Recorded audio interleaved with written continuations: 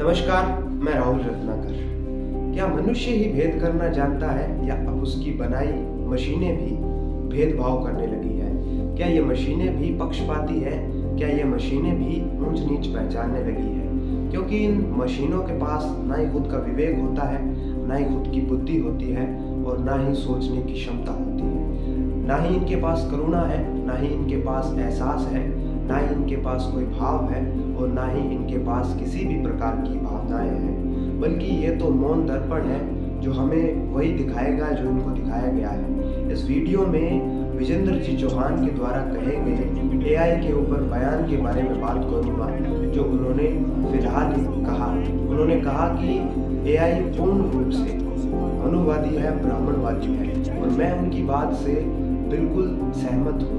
उन्होंने जो तर्क दिए उनसे मैं बिल्कुल सहमत हूँ। उनकी बातें तथ्यात्मक है क्योंकि ये बातें हम सदियों से सुनते आ रहे हैं और मनुस्मृति के आधार पर उन्हीं लोगों को अव्वल और उच्च दर्जा दिया जाता है जो ब्राह्मण है, जो ब्रह्मा के मुख से पैदा हुए हैं। ये भ्रांतियाँ सुन सुनकर हमारे कान पक चुके हैं, हमारी मानसिकताएं खिन्न हो चुकी है और एक ऐसा ही वाक्य मेरे साथ, मेरे व्यक्तिगत जीवन में मेरे साथ घटित हो चुका है।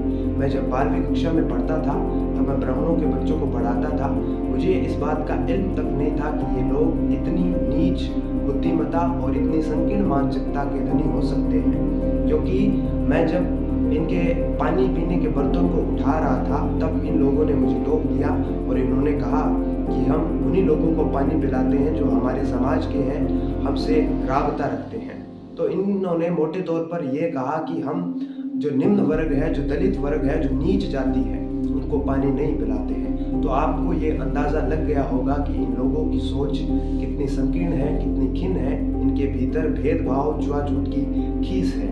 इसीलिए तो संविधान का निर्माण हुआ। अगर संविधान का निर्माण नहीं होता, जो दलित लोग हैं उनका शोषण सदियों तक होता रहता और आज भी शायद होता रहता अगर इस देश में राजतंत्र रहता।